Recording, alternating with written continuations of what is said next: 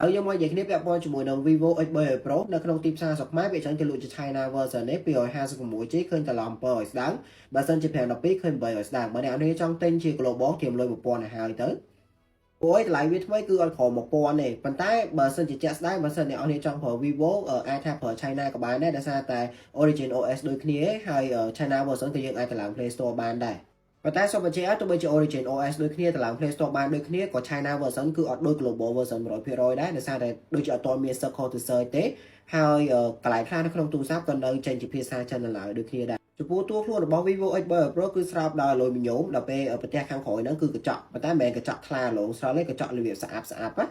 ទម្ងន់របស់វាវិញគឺ226ក្រាមគឺវាស្រាលជាង17 Pro Max ទេព្រោះ17 Pro Max គឺ233ក្រាមពួកអេក្រង់របស់វាវិញគឺ6.73 អ៊ីនហើយអេក្រង់ហ្នឹងគឺអេក្រង់លាតស្មើអត់កោងនៅលើមុនទៀតទេបើនិយាយពី cam bezel ផងវាគឺល្អិតឆ្មាមកបើសិនយើងដាក់ cam មើលទៅគឺអត់ចាប់អារម្មណ៍ឃើញអា cam ខ្មៅហ្នឹងទេអេក្រង់នៅណាគឺប្រភេទ AMOLED និយាយទៅ color ផង Vivo គឺពេញចិត្តខ្ញុំហ្មងគឺបើតែខ្ញុំចូលចិត្តអារបៀប color ដិតខ្លាំងណាយ៉ាបើសិនអ្នកនរចូលចិត្ត color របៀបដិតគឺអេក្រង់ផង Vivo គឺត្រូវហ្មងហើយក្រៅលើអេក្រង់នឹងទៀតសោតគឺប្រភេទអេក្រង់ LTPO បើន័យថា refresh rate របស់វាគឺពី1ដល់120គឺវាជួយសន្សំថ្មរបស់អ្នកទាំងអស់គ្នាហើយបើន័យថាពេលអូសទៅគឺវារលូនហ្មងអូសទៅគឺអត់តាក់អត់និយាយទៅអត់ទឹះចិត្តហ្មងចំពោះប្រព័ន្ធប្រតិបត្តិការ Vivo X3 Pro បកពីកេសមកគឺ Origin OS 6 Android 16ហើយគឺគេសន្យា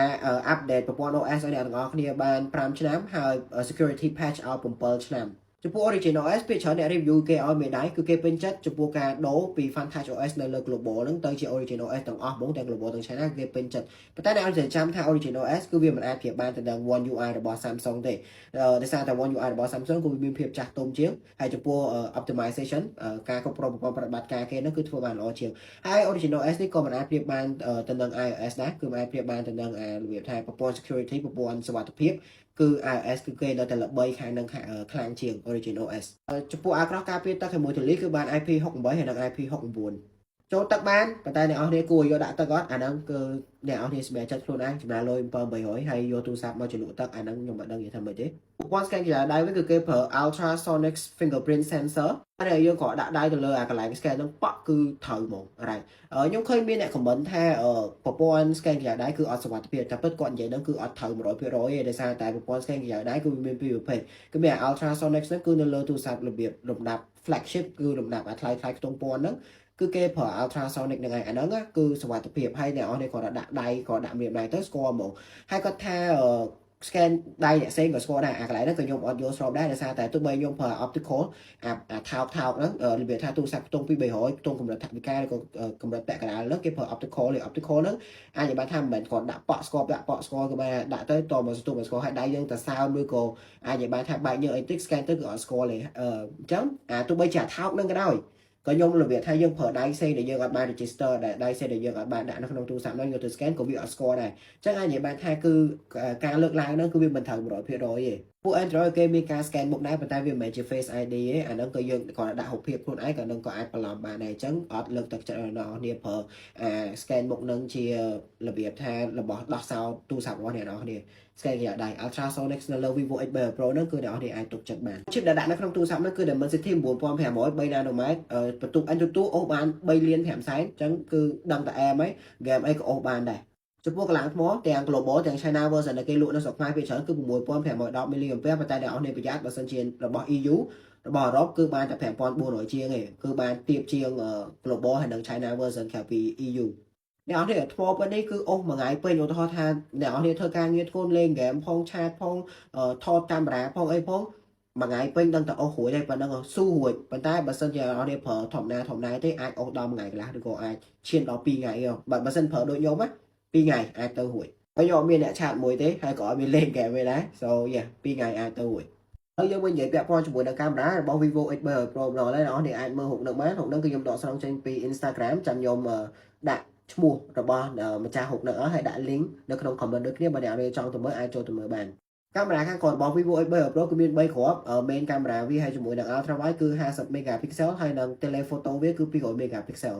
បើសិនជានិយាយឲ្យខ្លីគឺល្អអាចថា Vivo X7 Pro នេះកាមេរ៉ាគឺកប់ក្តោងកប់សេរីមកកាមេរ៉ាខាងក្រោយវាហ្នឹងអាចចាត់ទុកវាជាស្ដេចកាមេរ៉ាបានហើយហើយអ្នក review ពាក្យច្រើនគឺលើកកសោវាខ្លាំងមែនទែនជាពិសេសគឺការថត portrait ការថតរូប portrait ដូចរូបហ្នឹងគេហៅ portrait ទេណាថតពាក់កណ្ដាលខ្លួនហើយឲ្យព្រាខាងក្រោយហ្នឹងអាហ្នឹងហើយហៅ portrait តែចុង Vivo ហើយនិង Zeiss ដែលសហការមួយគ្នាហ្នឹងគឺខ្លាំងខាង portrait ហ្នឹងខ្លាំងមែនទែនបន្ថែមពីលើហ្នឹងទៀតគឺគេបំពាក់ chip ថែម2ទៀតគឺ VS1 ហើយនិង V3 បូកអា chip 2ហ្នឹងគឺយកមក process រូបភាពអ្នកទាំងអស់គ្នាឲ្យកាន់តែអែមខ្លាំងជាងមុនទៀតគាត់ថាគេអាចយក Vivo X7 Pro ហ្នឹងយកទៅព្រាជាមួយនឹងកាមេរ៉ាដែលគេថតមែនតែនបានហ្មងមិនមែនកាមេរ៉ាទូរស័ព្ទតែកាមេរ៉ារបៀប Canon របៀប Sony អីបានហ្មងចំពោះការថតពេលយប់វិញគឺលេខ1វ៉ាដាច់គេហ្មងគឺអត់មានគូព្រៀបហ្មង iPhone Samsung អីគឺអត់មានគីឡូទេតែបើអ្នកនេះព្រៀបមួយ Xiaomi ក៏ Oppo អីអាហ្នឹងគេអាចខកលោតមួយគ្នាបានប៉ុន្តែ Vivo ហ្នឹងគឺខ្លាំងហ្មងអ្នកនេះដឹងអត់ការខ្ញុំយក Vivo X200 Pro ខ្ញុំយកទៅដូរ S25 Ultra ពេលហ្នឹងខ្ញុំដូរទៅពេលជាងល្ងាចដែរដល់ពេលដូរចេញមកចេញពីដូរទូរស័ព្ទនោះមកគឺទៅអង្គុយញ៉ាំអីនៅក្នុងហាងលក់មីឆាដល់ពេលហើយខ្ញុំដកទូរស័ព្ទ S25 Ultra ហ្នឹងយកមកថតលេងដល់ពេលថតចេញទៅខាងក្រៅថតរបៀបថតម៉ូតូគេចោថតឡានគេអីនៅខាងក្រៅហ្នឹងគាត់ឲ្យខ្ញុំឃើញអារូបភាពដែលបានពី S25 Ultra ហ្នឹងបើសិនជាខ្ញុំអត់ស្គាល់ម្ចាស់ហាងទេខ្ញុំយកទូរស័ព្ទហ្នឹងយកទៅរករឿងគេដល់ហាងហ្នឹងថាគេលក់ទូរស័ព្ទ fake ឲ្យខ្ញុំបាទហើយដោយសារតែគុណភាពកាមេរ៉ាពេលយប់របស់ Vivo X200 Pro មកប្រៀបជាមួយនឹង S25 Ultra ធ្វើឲ្យទូរស័ព្ទ S25 Ultra ហ្នឹងមើលទៅដូចទូរស័ព្ទទូរស័ព្ទពី$300ថតមកគឺរបៀបឃើញភ្លើងព្រាប Vivo X200 Pro អានេះមិនបែប300 Pro ណាការខ្ញុំគឺប្រើ200 Pro គឺថតអាពេលយប់ហ្នឹងគឺច្បាស់ខ្លាំងមែនតើហើយបើ portrait ខ្ញុំដែរថតមួយគ្នាខ្ញុំមិត្តភក្តិខ្ញុំវិញណាថតមកអាព្រាខាងក្រោយអារបៀបពេលយើងថត portrait អាព្រាខាងក្រោយហ្នឹងគឺអែមខ្លាំងមែនតើហ្មងប៉ុន្តែមូលហេតុដែលខ្ញុំលក់ក៏ខ្ញុំមានមូលហេតុដែលខ្ញុំត្រូវលក់ចោលដែរដោយសារតែអត់ optimize ទេ Vivo X200 Pro ដែលខ្ញុំប្រើហ្នឹងចំណុចខ្សោយប៉ុនវាដែលអត់អាចប្រើវាបន្តទៅមុខទៀតបានហ្នឹងគឺអត់ optimize បានន័យថានៅពេលដែលយើងថតនៅក្នុងកម្មវិធី social media ឬថតថាយើងថតនៅក្នុង Facebook ឬមកក៏យើងថតនៅក្នុង TikTok អញ្ចឹងកាមេរ៉ាវាគឺ on ខ្លាំងមែនតើនៅពេលដែលយើងថតនៅក្នុង social media ដែលខ្ញុំថតរបៀបថា add story នៅក្នុង Facebook គ្រាន់តែយើងចុចថតអាកាមេរ៉ាខាងមុខវាហ្នឹងថតមកគឺទម្លាក់ហុកយើងអាក្រក់ខ្លាំងបងចឹង optimization នៅលើ X7 Pro យ៉ាងណាគឺខ្ញុំអត់ដឹងទេដោយសារតែខ្ញុំអត់ទាន់បានកាន់ទូរស័ព្ទនឹងប្រើផ្ទាល់អត់ហ៊ាននិយាយទេប៉ុន្តែបើសិនជាកាមេរ៉ាមុខផុនវាគឺក៏50 megapixel ដែរហើយ record ដល់ទៅ 4K 60 frame per second ដូចគ្នា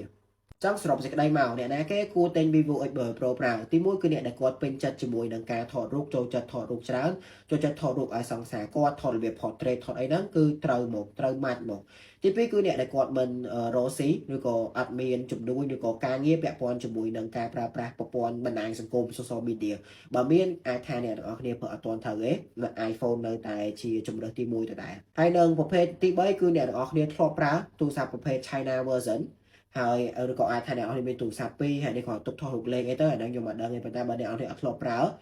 China version ទេអាចថាគួរតែទៅខាងណាដែលគេមានរបៀបអានៅក្រៅអ្នកនរគ្នាសាកតេស្តមើលកាន់មើលសិនណាអូចុះអូសឡើងមើលសិនទៅបើ China version នោះអូខេចាអ្នកនរគ្នាកុំភ្លេច follow អ្នកផងវីដេអូនេះអាចថាខ្ញុំចំណាយពេលយូរនៅក្នុងការធ្វើដែរទាំងការស្រាវជ្រាវទាំងការថតវីដេអូទាំងការរៀបចំប្លង់ថតចាអ្នកនរគ្នាកុំភ្លេច follow អ្នកផងបាន 5K បានខ្ញុំយកលេសទៅទិញទូរស័ព្ទមួយថ្មីយកមក review ឲ្យអ្នកនរគ្នាមើលបងនេះ 5K ទៅទិញOppo Find X9 Pro ផងដែរចុះ click follow អ្នកផងអរគុណច្រើនបាយបាយ